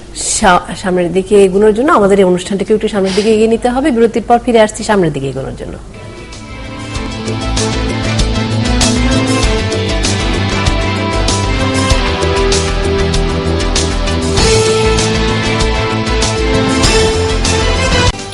একাত্তর জার্নাল, মিথিলা ফারজানা আছি আপনাদের সাথে। একটু ভিন্ন প্রসঙ্গে যেতে চাই, যদিও বিষয়টি গতকালকে, তারপরেও আমি আমাদের দর্শকদের জন্য আপনাদেরকে একটু মনে করে দিতে চাই যে ঢাকা বিশ্ববিদ্যালয়ের ভর্তি পরীক্ষা অনুষ্ঠিত হচ্ছে। আমরা জানি যে 4টি ইউনিটে এই ভর্তি পরীক্ষা অনুষ্ঠিত হয়। এর মধ্যে খ ইউনিটের রেজাল্ট দিয়ে দিয়েছে, গতকালকে আনুষ্ঠানিকভাবে ফলাফল প্রকাশিত হয়েছে এবং এবছর 14% ছাত্রছাত্রী যারা পরীক্ষা দিয়েছে তারা পাস নম্বর পেয়েছে। এটি মানে আমার মনে হয় যে এটি নিয়ে একটু আলোচনা করবার দরকার আছে। আমাদের সাথে যুক্ত হয়েছেন অধ্যাপক ডক্টর মোহাম্মদ আখতারুজ্জামান, ডিন, কলা অনুষদ এবং খ ইউনিট ভর্তি পরীক্ষার সমন্বয়কারী, এবং আশা করছি আমরা তাকে দেখতে পাচ্ছি, জি বড় পর্দায় দেখতে পাচ্ছি। অধ্যাপক ডক্টর মোহাম্মদ আখতারুজ্জামান, আপনাকে স্বাগত জানাচ্ছি একাত্তর জার্নালে, এবং প্রথমে ধন্যবাদ জানিয়ে রাখছি আমাদেরকে সময় দেওয়ার জন্য। আমি আসলে আমার মনে হয় এই প্রশ্নটি সবার মনের মধ্যে আছে যে শতকরা 14 জন ছাত্রছাত্রী এবার খ ইউনিটের ভর্তি পরীক্ষায় উত্তীর্ণ হয়েছে, অর্থাৎ পাস মার্ক পেয়েছে। সংখ্যাটা কি একটু বেশি কম হয়ে গেল কিনা ডক্টর আখতারুজ্জামান? হ্যাঁ, নিঃসন্দেহে সংখ্যাটি কমই বলে মনে হয়। এটা 14.68। এটি আমাদের জন্য খুব স্বস্তিদায়ক নয়, কারণ শিক্ষক হিসাবে আমি মনে করি যে শিক্ষার্থী যখন উত্তীর্ণ হয় তার মধ্যেই আনন্দ। শিক্ষার্থীরা অধিক সংখ্যক যখন অনুত্তীর্ণ হয় তার ভিতরে শিক্ষকের মর্যাদার বা গৌরবের বিষয় থাকে না, এবং সেটি খুব স্বস্তিদায়ক নয়। তবে বাস্তবতা হলো এই যে আমাদের পাশের হারটি 14.68 এটি হয়েছে গত বছর। জি ডক্টর আখতারুজ্জামান, যেটি সবাই জানতে চাচ্ছেন গত বছর বা অন্যান্য বছরগুলোতে সাধারণত কেমন থাকে? গত বছরের চেয়ে একটু তুলনামূলক ভালো হয়েছে। গত বছর ছিল 13 সামথিং এরকম, কিন্তু এবার 14.68 পাস করেছে। আর এমনি অন্যান্য বছর কেমন থাকে ডক্টর আখতারুজ্জামান? অন্যান্য বছর মূলত কম বেশি এরকমই থাকে, তবে এর চেয়ে কখনো কখনো বেশিও ছিল, কখনো কখনো 18, 16, 19, 20 এইরকম পাস হয়েছে, এর বেশি হয়তো নয়। গত বছর যেটি নিয়ে সবচেয়ে বেশি প্রশ্ন ছিল সেটি ছিল যে ইংরেজিতে পাশের নাম্বারের সংখ্যা নিয়ে অনেক পত্রপত্রিকা আমরা লেখালেখি দেখেছি, এবং ইংরেজি বিভাগে ভর্তির আসন সংখ্যাই পূরণ হবে না তেমনটিও আশঙ্কার কথা আমরা শুনছিলাম। পরে ইংরেজি বিভাগকে পাশের নাম্বার কিছুটা কমিয়ে আনতে হয়েছে। এবছর সেই চিত্রটি কেমন ডক্টর আখতারুজ্জামান? এবছর হয়তো ওই ধরনের বিষয়ের অবতারণা হবে না। এর কারণ হলো যে গত বছর কিছু বাড়তি শর্ত ছিল, সেই শর্তগুলো এবছর আমরা রাখিনি। গত বছর যেটি করা হয়েছিল সেটি হলো যে সকল শিক্ষার্থী যারা ইংরেজি বিভাগে ভর্তি হতে চাইবে তাদের জন্য জেনারেল ইংলিশের বাহিরেও ইলেকটিভ ইংলিশের উত্তর দিতে হতো। এটি একটি বাড়তি একটি শর্ত ছিল যারা ইংরেজি বিভাগে ভর্তি হবে। এবছর সেই ধরনের শর্ত নাই। এবছর শুধুমাত্র বলা হয়েছিল যে সকলেই এই জেনারেল ইংলিশের বিষয়ে পরীক্ষা দেবে, শুধুমাত্র মাতৃভাষা হিসাবে বাংলা যারা উচ্চ মাধ্যমিক পর্যায়ে পড়েনি তারাই এই বাংলার পরিবর্তে ইলেকটিভ ইংলিশের উত্তর দেবে। ফলশ্রুতিতে এবছর ফলাফলের যে স্ক্যানিংটা হলো, যেটি আমি এতদূর যতটুকু দেখেছি তাতে মনে হয় যে এবছর গতবারের মতো ওই ধরনের সমস্যায় আমাদেরকে পড়তে হবে না। আমরা যতটুকু অর্থাৎ আসলে মানে কাঙ্ক্ষিত যে যোগ্যতা সেটিকে নামিয়ে আনতে হয়েছে মানে পাশের হার বাড়ানোর জন্য ডক্টর আখতারুজ্জামান? না, পাশের হার বাড়ানোর জন্য ওটি কোনো বিষয় নয়। সেটি ছিল কোনো একটি পার্টিকুলার বিভাগে ভর্তি হওয়ার জন্য বাড়তি শর্ত, সেই কারণে ইংরেজি বিষয়টি এসেছিল। আর আমরা এটা যেটা করেছি সেটা হলো আমাদের টার্গেট গ্রুপকে সামনে রাখতে হচ্ছে, সবসময় মাথায় রাখতে হবে যে আমি কাকে সামনে রেখে প্রশ্নপত্রটা তৈরি করছি, ওই স্ট্যান্ডার্ডটা মাথায় রাখতে হবে। সেটা উচ্চ মাধ্যমিক পরীক্ষায় উত্তীর্ণ শিক্ষার্থী। সুতরাং সেই ক্ষেত্রে আমাদের অন্য কোনো দিক থেকে কোনো কিছু কম্প্রোমাইজ করতে হয়নি, শুধু ওই আমাদের কোর্স কারিকুলাম ইন্টারমিডিয়েটের সেটিকে বিবেচনায় নিয়েই এই কাজটি করতে হয়েছে। মানে ছোট্ট প্রশ্ন স্যার, যে আপনি যেমনটি বললেন যে এবার 14% গত বছরের চেয়ে এবারে 1% বেশি, এবং এভারেজ 20-এর বেশি বোধহয় যায়নি। তার মানে কি প্রশ্নপত্রটি এরকমই করা হয় যাতে আপনাদের এই সংখ্যার ভেতরেই যেন থাকে, নাকি আপনার কাছে মনে হচ্ছে যে ইন্টারমিডিয়েট পরীক্ষার পরে ছাত্ররা পড়াশোনা থেকে একটু দূরে থাকে, অথবা সাধারণত তো আমাদের পাশের হারটা আমাদের প্রত্যাশায় মনে হয় সাধারণভাবে এটা 50-এর কাছাকাছি যাওয়াই হয়তো কাঙ্ক্ষিত ছিল, এরকম কিনা? কারণ জিপিএ 5 পাওয়া ছাত্রছাত্রীর সংখ্যা তো প্রচুর। ওই শুরুতে যে কথাটি বললাম যে শিক্ষার্থী যদি অধিক সংখ্যক উত্তীর্ণ হয় সেটির মধ্যে মর্যাদার বিষয়টিও আছে এবং শিক্ষকের জন্য সেটা আনন্দেরই। সুতরাং ওই প্রথম বক্তব্যটি একেবারেই গ্রহণযোগ্য হবে না যে এই এত % রাখার জন্য এই ধরনের প্রশ্নপত্র করা হয়, সেটি একেবারেই গ্রহণযোগ্য কোনো বিষয় হবে না। কেননা ফেল করানোর মধ্যে কোনো গৌরবের কোনো বিষয় নেই। সুতরাং সেই বিষয়টি আমরা কখনোই বিবেচনায় রাখবো না। সেটি এটি এখন আমাদের ভেবে দেখার সময় হয়েছে, কারণ আমরা যে প্রশ্নপত্রটি তৈরি করি সেই প্রশ্নপত্রটি মূলত উচ্চ মাধ্যমিক পর্যায়ের যে পাঠ্য, সেই পাঠ্যকে সামনে রেখেই করা হয়। তো এখন আমাদের ভাবতে হবে যে আসলে আরো অধিক সংখ্যক আসে না কেন, এবং সেটি কি এটির এখন এটা একটি ন্যাশনাল অ্যাটেনশনও পাবে যে আসলে আমাদের এই বিষয় দুটোর মধ্যে যদি একটি সমন্বয় করতে পারি, যে উচ্চ মাধ্যমিক পর্যায়ের শিক্ষার্থীরা যারা আছে এবং যে সকল শিক্ষা প্রতিষ্ঠানে তারা শিক্ষা গ্রহণ করছে, সেখানে শিক্ষার মানটিকে কিভাবে আরো উচ্চতর স্তরে আনা যায়, এটার মানটাকে সমুন্নত রাখা যায়, এই দুটোর মধ্যে একটি সমন্বয় লাগবে। কোথাও হয়তো একটি ঘাটতি নিঃসন্দেহে আছে। চট করে অবশ্য এটিও ঠিক যে একটি পরীক্ষার মাধ্যমেই আবার জাতীয় মেধা এই সম্পর্কে একটি হঠাৎ করে সিদ্ধান্তমূলক কোনো মন্তব্য করাও কঠিন। জি, আমি ডক্টর আখতারুজ্জামান ছোট ছোট দুটি প্রশ্ন করতে চাই। আসলে দুটো প্রশ্নই আমার কাছে খুব গুরুত্বপূর্ণ মনে হয়। একটি হলো যে আমরা উচ্চ মাধ্যমিকে এই জিপিএ 5 বা যেটিকে সবচেয়ে ভালো ফলাফল বলে ধরে নেওয়া হচ্ছে এখন, তাতে করে অনেক শিক্ষার্থী দেখছি যে জিপিএ 5 পাওয়া শিক্ষার্থী, অর্থাৎ আমরা ধরে নিচ্ছি যে প্রচুর শিক্ষার্থী আছে যারা মোটামুটি একই মেধার বা একই মানের। তো এই একই মানের শিক্ষার্থীদের মধ্যে থেকে মাত্র 2000 কতজন পাশ করেছে? 14% খুব সম্ভবত 2500-এর মতন ছেলে মেয়ে, না আরো বেশি, এটা 4351 জন। জি, 4500-এর মতন, 4358 জন, 4500-এর কাছাকাছি ছেলে মেয়ে এর মধ্যে শুধুমাত্র খ ইউনিটে ভর্তি পরীক্ষার সুযোগ পাচ্ছে, ভর্তি পরীক্ষা পাশ করতে পারছে। আর বাকি যারা সবাই জিপিএ 5 এর মধ্যে থাকলো, তারা আসলে কোথায় গেল? এটি আমার খুব জানার আগ্রহ। বা তারা আসলে মেধায় অন্যদের সমান সেটি প্রমাণিত হয়ে গেল একটি পরীক্ষায়, আরেকটি পরীক্ষায় পাশই করতে পারলো না। মানে এই পুরো চিত্রটি আসলে আমাদেরকে কেমন চিত্র, কেমন মানে বাংলাদেশের শিক্ষার চেহারাটা দেয় আসলে আমরা জানতে চাই। সেই এটি ঠিকই তো, এই প্রশ্নটি তো আমাদের সবার মাঝেই থাকবে যে আমাদের এই বিপুল সংখ্যক শিক্ষার্থী যারা ভালো রেজাল্ট করলো উচ্চ মাধ্যমিক পর্যায়ে, তারা সবাই তো ঢাকা বিশ্ববিদ্যালয়ে পড়ার সুযোগ পাবে না। এক জায়গায় তো আমাদেরকে থামতে হবেই, কেননা আসন সংখ্যা সীমিত। সেই সীমিত সংখ্যক শিক্ষার্থী এখানে ভর্তি হবে, বাকিরা বিভিন্ন শিক্ষা প্রতিষ্ঠানে ভর্তি হবে, এটাও ঠিক। আবার সঙ্গে সঙ্গে এটাও ঠিক যে সকলেই যে এই একই মানের শিক্ষা প্রতিষ্ঠানে, বিশ্ববিদ্যালয়ে অথবা মেডিকেলে অথবা বুয়েটে অথবা অন্য কোনো কারিগরি শিক্ষা কেন্দ্রে তারা যে ভর্তি হবে সকলের জন্য উচ্চশিক্ষার সেই ব্যবস্থাটি আমাদের দেশে এখনো নেই। কেউ হয়তো প্রাইভেট ইউনিভার্সিটি সমূহে ভর্তি হবে, এটা হলো বাস্তবতা। আর যে কথাটি বললেন যে এই বিপুল মেধাবী শিক্ষার্থী তারা তো উচ্চ মাধ্যমিকে ভালো ফলাফল করেছিল, সেটি সত্য। তবে একটি বিষয় আমার কাছে এখন মনে হচ্ছে, এই মুহূর্তেই মনে পড়লো, সেটা হলো কনটেক্সটটা একটু ভিন্ন।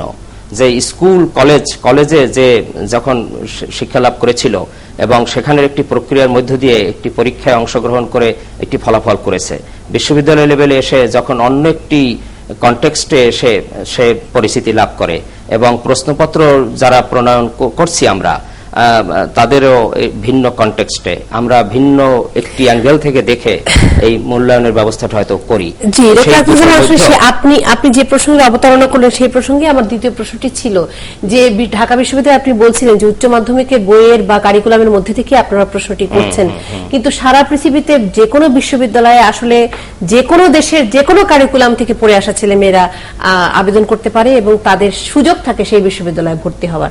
তার মানে কি ঢাকা বিশ্ববিদ্যালয় আসলে বিশ্বমানের সেই বিশ্ববিদ্যালয় থেকে নিজেদেরকে একটু এই জায়গায় পৃথক করে ফেললো কিনা, যে শুধুমাত্র একটি উচ্চ মাধ্যমিক, তাও আবার এ লেভেল বা ইরেকশন পদ্ধতি, কেমব্রিজ পদ্ধতি থেকেও যারা পড়ে আসে তাদেরও সেই সুযোগটি থাকছে না, শুধুমাত্র উচ্চ মাধ্যমিকের কারিকুলাম অনুযায়ী তারা পরীক্ষা দিতে পারে? না, সে কথা নয়। ওই যে বললাম, যারা মাতৃভাষা হিসাবে বাংলা পড়েনি তাদের জন্য তো ইলেকটিভ ইংলিশ আছে। সুতরাং ইংরেজি মাধ্যম থেকে আসা শিক্ষার্থীরা তারাও এখানে ভর্তির সুযোগ পায় এবং পরীক্ষা গ্রহণের অংশগ্রহণ করতে পারে এবং করেছেও। আমাদের এখানে অনেক সংখ্যক আছে যারা এই উত্তীর্ণ হয়েছে, তার মধ্যে বাহির থেকে আসা অথবা এই এ লেভেল ও লেভেল পাশ করা সেই শিক্ষার্থীরাও এর মধ্যে অন্তর্ভুক্ত আছে। শুধু এটি মাত্র আমাদের দেশের যে এনসিটিবির যে কারিকুলাম ফলো করে যারা পড়াশোনা করে আসছে, শুধু সেই শিক্ষার্থীরাই এখানে ভর্তি হয় না, সকলেই ভর্তি হয়। সেই দ্বারটি উন্মুক্ত এবং প্রশ্নপত্র ওইভাবেই ওদের জন্য ভিন্নভাবে একটি বাড়তি অংশ তাদের দেওয়া থাকে বাংলার পরিবর্তে ইলেকটিভ ইংলিশ। ডক্টর আখতারুজ্জামান, অনেক ধন্যবাদ আপনাকে আমাদের সাথে যুক্ত হওয়ার জন্য এবং আমাদেরকে সময় দেওয়ার জন্য। পক্ষ থেকে আপনাকে আরো একবার ধন্যবাদ জানাচ্ছি। ব্যারিস্টার রুমিন ফারহানা, কিছু বলবেন কিনা এই বিষয়ে? জি, আসলে আমি এতক্ষণ ওনার কথা শুনছিলাম, একটা জায়গায় আমার খুব খটকা লাগছে মিথিলা, যে কথাটা আপনিও বলছিলেন যে এত জিপিএ 5 পাচ্ছে এবং আমরা ধরে নিচ্ছি তারা মোটামুটি একটা মানের মধ্যে তারা আসে, তো সেখান থেকে মাত্র 14 ভাগ কেন বিশ্ববিদ্যালয়ে ভর্তি পরীক্ষায় পাশ করতে পারে। তার মানে কি যে স্ট্যান্ডার্ডটাকে আমরা এইচএসসি ধরছি সেটা আসলে আমাদের যেই আপ টু দ্য মার্ক না, সেটা কি তাহলে বিশ্ববিদ্যালয়ে যাবার জন্য যথেষ্ট পরিমাণে মানসম্পন্ন একটা শিক্ষা আমরা দিতে পারছি না ইন্টারমিডিয়েটে? কিন্তু অন্যদিকে আমরা দেখছি যে প্রচুর ছেলে মেয়ে জিপিএ 5 পাচ্ছে। তো এই জায়গাটার খটকাটা আমি কিন্তু আসলে এখনো পরিষ্কার না, কারণ আমাদের দেশে আবার গত কয়েক বছর ধরে আমরা দেখছি যে প্রচুর পরীক্ষা হচ্ছে এবং পরীক্ষার প্রশ্নপত্র ফাঁস হয়ে যাচ্ছে। যেই পরীক্ষাই হয় সেদিনই শুনি ফেসবুকে নাকি প্রশ্নপত্র ফাঁস হয়ে গেছে। তো তাহলে এই যে এত বিপুল সংখ্যক ছেলে মেয়েরা জিপিএ 5 নিয়ে পাশ করছে, তাদের পেছনে কি যে প্রশ্নপত্র ফাঁসেরও একটা ভূমিকা আছে, যে তারা আসলে যথেষ্ট পরিমাণে মানসম্মত শিক্ষা না নিয়ে পরীক্ষায় বসছে এবং একটি ভালো রেজাল্ট নিয়ে বের হচ্ছে বটে, কিন্তু আবার একটি পাবলিক বিশ্ববিদ্যালয়ে ভর্তি হবার জন্য যে ন্যূনতম যোগ্যতাটা দরকার সেটা তারা অর্জন করতে পারছে না।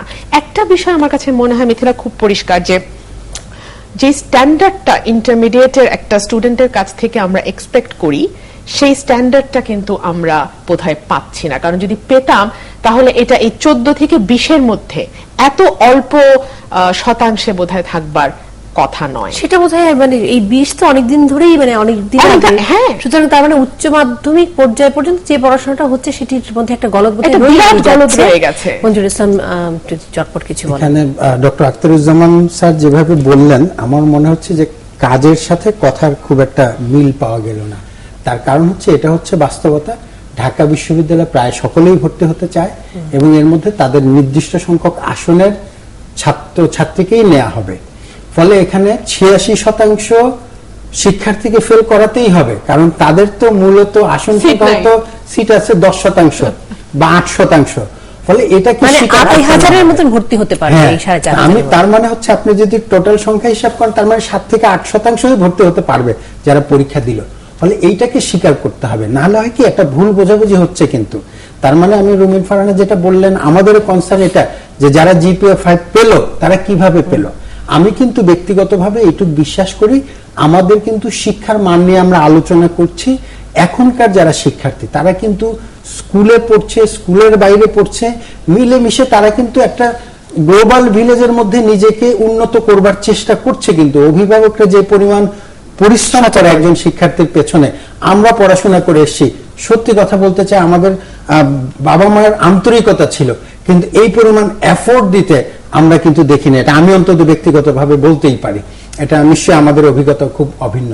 সে জায়গায় আমি মনে করি যে এই জায়গাটা ঢাকা বিশ্ববিদ্যালয়ের ব্যাপারটা হচ্ছে যে তারা এলিমিনেশনের পদ্ধতিতেই যায়, যে আমাকে নির্দিষ্ট সংখ্যক লোককেই নিতে হবে। আমি 50% পাস করাই, তারপরে আবার কি করবো, আরেকটা পরীক্ষা নেব আরো কিছু লোককে ফেল করানোর জন্য। এটি একটি, তবে এর সাথে আবার সেই আলোচনাটিও আমাদের করতে হবে যে এই দুটি বিষয় বিশ্ববিদ্যালয় কর্তৃপক্ষকে বিবেচনা করতে হবে যে এই এলিমিনেট করতে গিয়ে আমি সত্যিকার অর্থে, এটা এমন কিছু হয় না লটারির মতো যে সত্যিকার মেধাবীদের বাদ দিয়ে অমেধাবী যারা তারাই পাশ করলে। এটার মধ্যে কিছুটা আপনি নিজেও শিক্ষকতা করেন, কিছুটা আছে বুদ্ধিমত্তার ব্যাপার, কি ধরনের প্রশ্ন করা হচ্ছে সব পরীক্ষার ক্ষেত্রেই সত্যি। আর যে ভালো ছাত্র আর ভালো নম্বর পাওয়া ছাত্র দুজন বোধহয় সবসময় এক এই জায়গায় পরীক্ষায় পাশ করা মানেই কিন্তু সবচেয়ে মেধাবী ছাত্র। আর আরেকটা ব্যাপার বোধহয় মিথিলা আমি একটু যোগ করতে চাই, আমাদের শিক্ষার মান কিন্তু ধীরে ধীরে সত্যি অনেক নেমে গেছে। কারণ আজ থেকে 50 বা 60 বছর আগে যারা গ্রাম থেকে উঠে আসতেন, গ্রামে পড়াশোনা করেছেন, স্কুলিংটা গ্রামে হয়েছে, তারা যে ইংরেজি লিখতেন, আমি আমার নানা বা দাদার কথাই বলছি, দেখার মতো এবং নির্ভুল, স্বচ্ছ পরিষ্কার নির্ভুল একটি ইংরেজি, কিন্তু ব্যাকগ্রাউন্ড কিন্তু গ্রামের স্কুলের। আজকে দেখা যাচ্ছে যে বিশ্ববিদ্যালয় থেকে সর্বোচ্চ ডিগ্রি নিয়ে বের হয়ে আসা একটা ছেলে, আমি অনেককে দেখেছি যে একটা লাইন শুদ্ধ করে ইংরেজি বা বাংলা লিখতে পারে না। কারণ আমার মনে হয় যে এই আলোচনাটি আমি খুবই উৎসাহিত আসলে এই আলোচনাটি করতে, এবং এই আলোচনাটি একটি আসলে এই আলোচনাটি নিয়েই কয়েকটি অনুষ্ঠান করা উচিত। কারণ এটিও একটি প্রশ্ন যে সত্যিকার অর্থে মধ্যবিত্তের যে ছেলেমেয়েরা আছে তারা কি আদৌ এখন সাধারণ স্কুলগুলোতে পড়ছে, যেটি আমরা একটু আগে বলছিলাম, তাদের অনেকেই তখন ইংরেজি মাধ্যমে চলে যায়। তাদের মানে তাদের ইচ্ছেটাই থাকে তারা দেশের বাইরে চলে যাবে, সেখানে তাদের জীবনটিকে গড়ে তুলবে। তারা চমৎকার ইংরেজি তারা বলে এবং চমৎকার লেখে। ইংরেজি বলে এবং লেখে। এবং আপনি যে বলছিলেন মঞ্জুর ইসলাম যে বিশ্ববিদ্যালয়ে শুধুমাত্র এই শতাংশের ছেলে মেয়ে ঢোকে, এখানেও একটি প্রশ্ন আছে, কেন সবাইকে বিশ্ববিদ্যালয়ে পড়তে হবে? মানে অবশ্যই, সারা বিশ্বে কি আসলে সবাই বিশ্ববিদ্যালয়ে পড়ার জন্য পড়াশোনা করে? ম্যাক্সিমাম কিন্তু দেখা যায় হাই স্কুলে পড়ে আর পড়ছে না, মানে তারা তাদের পেশা ঠিক করে নিচ্ছে। 10% আসলে উচ্চ শিক্ষায় যাচ্ছে। এই জায়গায় আমি খালি যারা শেষ করে মেধাবী আপনি চায়, বিশেষ সুযোগ দেবেন না খুব একটা।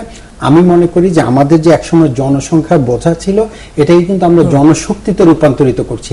এই জায়গায় আমাদের একটি সমন্বিত পরিকল্পনা দরকার, উন্নত বিশ্বের মতো। আমেরিকা, ইউরোপের মতো দেশেও কিন্তু ওরা হাই স্কুল পাশ করে পড়ে না, এরকম সংখ্যা অনেক বেশি। কিন্তু তারা ভোকেশনাল একটা এডুকেশনের দিকে চলে যায়, যেটা দিয়ে সমাজের বিভিন্ন জায়গায় তার জীবিকার জন্য হেল্প করে। সেটা যে কোনো পেশা হতে পারে।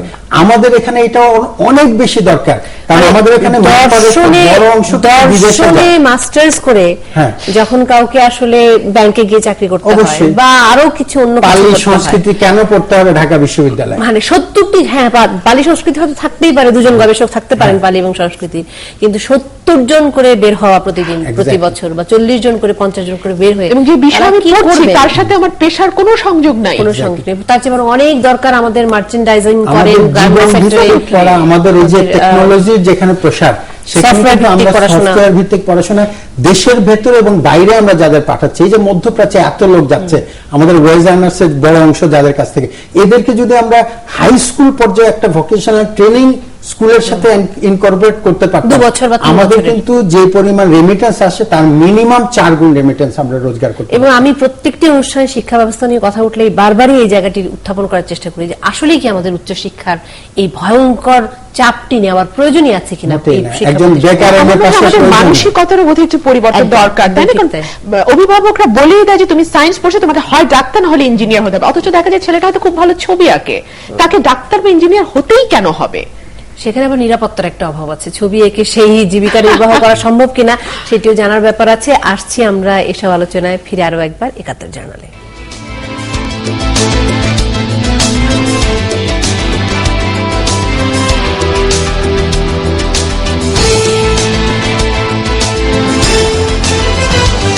একাত্তর জার্নাল এবং আরো একবার স্বাগত জানাচ্ছি। সময় খুব বেশি নেই, চটপট একটু একটা প্রসঙ্গ শেষ করে রাখি। ব্যারিস্টার রুমিন ফারহানা আছেন, যেহেতু আইন আদালতের মানুষ আছেন, এর মধ্যে আমরা শুনেছি যে সাকা চৌধুরী এবং আলী হাসান মোহাম্মদ মুজাহিদ তাদের রিটের আবেদন তারা করেছেন, এবং এর মধ্যে আরো কিছু না, ওনারা রিভিউ আবেদন রিভিউর আবেদন তারা করেছেন।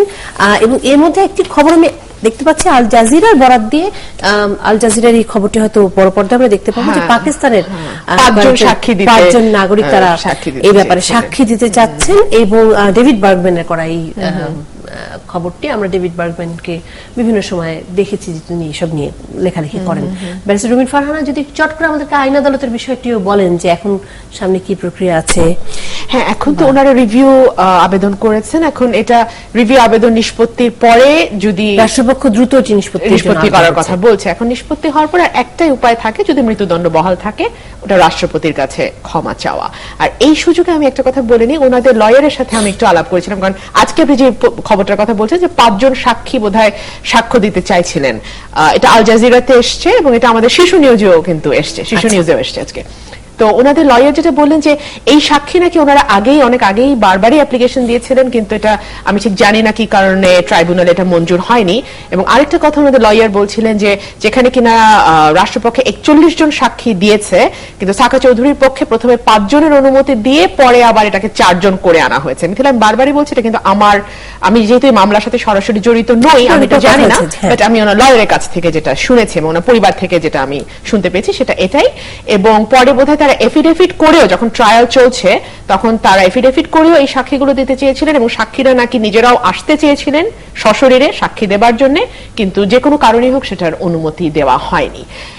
তো এখন এটা তো এখন আল জাজিরাতে নিউজেই চলে এসছে। তো আমার মনে হয় এর আগেও এসছে মঞ্জুর ইসলাম, এবং এটি নিয়ে বোধহয় আমরা বেশ কয়েকবার আলোচনা করেছি যতদূর আপনার মনে পড়ে। আমি আর কথা বলে সময় নষ্ট করছি না, সময় বেশি নাই, বিষয়টা একেবারে বিচার বিভাগ এবং আইনের ব্যাপার। হয়তো এই ব্যাপারে যারা প্রসিকিউটর ছিলেন তারা থাকলে বিষয়টা বিস্তারিত করতে। আমি খালি সাংবাদিক হিসেবে এইটুকু বলে, আপনার ওই কথাটুকু আমার মনে আছে, ওনারা বেশ কয়েকবার আবেদন করেছিলেন। আমি খালি এইটুকু বলবো, এখন যতটুকু জানি যে আগামী মঙ্গলবার দিন রাষ্ট্রপক্ষ দ্রুত তারিখ চাইবেন, রিভিউটার যাতে নিষ্পত্তি হয়, এরপরে যেটা রুমিন ফারহানা বললেন সে জায়গায়। আমি খালি সাংবাদিক এবং নাগরিক হিসেবে এইটুকু বলবো, এই মামলাটা আমরা প্রত্যক্ষ করছি কিন্তু নাগরিকরা সকলে, বিশেষ করে সালাউদ্দিন কাদের চৌধুরী একজন চমৎকার, মানে উনি হয়তো যদি আবার পরজন্মে ভালো নাট্যকার হতে পারতেন। ওনার প্রত্যেকটা মানে নাটকের পর নাটকে ভরা ওনার কেসটা, এটাও আমি মনে করি নাটকের শেষ অঙ্কের প্রথম দৃশ্যের দিকে হবে। এবং এরকম ভাবে উনি বহু কিছু করার চেষ্টা করেছেন। আপনি জানেন, সাক্ষী দেওয়ার সময় তিনি বলেছেন দেশে ছিলেন না, তারপর প্রমাণ হয়েছে ইত্যাদি। এই জায়গাটিতে আসলে বিচার মহামান্য আদালত কোনো ইয়ে দেননি, অনুমতি দেননি। এক্স্যাক্টলি। ফলে এই জায়গায় আমি মনে করি এইটাও একটা নাটকের শেষ দৃশ্য, যেটা আমি বললাম শেষ দৃশ্যের প্রথম অঙ্ক। আমাদের অপেক্ষা করতে হবে, আর আমার ধারণা আর 2-1 সপ্তাহের মধ্যেই এটা চূড়ান্ত নিষ্পত্তি হওয়ার পরেই আমরা বুঝতে পারবো যে এই নাটক মূলত সাকা চৌধুরীর এবং তার সহযোগীদের নাটকের চূড়ান্ত নিষ্পত্তি হলো। ধন্যবাদ আপনাকে ব্যারিস্টার রুমিন ফারহানা, আপনাকে অনেক ধন্যবাদ। দর্শক আপনাদেরকে অনেক ধন্যবাদ সময় নিয়ে একেবারে দেখতে থাকুন অন্যান্য সংবাদ যদি আমরা দেখাবার সুযোগ পাই। শুভরাত্রি সবাইকে।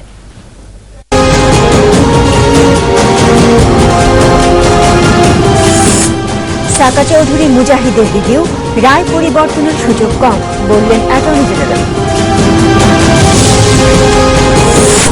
এমপি লিটনকে গ্রেপ্তারে বাধা নেই, নির্দেশনা অনুযায়ী ব্যবস্থা বললেন স্বরাষ্ট্রমন্ত্রী। কাবেরার মরদেহ রাতে যাচ্ছে ইতালি, তদন্তের সময় চান আইজিপি। রাঙামাটিতে গ্রেপ্তার আরাকান আর্মির নেতার রিমান্ডে।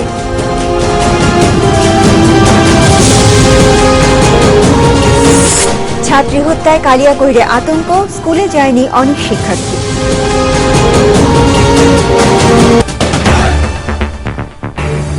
রাজধানীতে লোকাল বাসে অতিরিক্ত ভাড়া আদায়ের অভিযোগ, বিআরটি এর অভিযান, জরিমানা।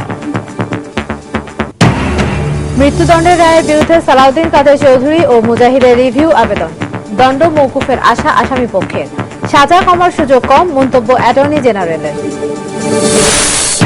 শিশুকে গুলি করার মামলায় এমপি লিটনের আত্মসমর্পণের আদেশ স্থগিত, গ্রেফতারে আর বাধা নেই, ব্যবস্থা নেওয়া হচ্ছে জানালেন স্বরাষ্ট্রমন্ত্রী।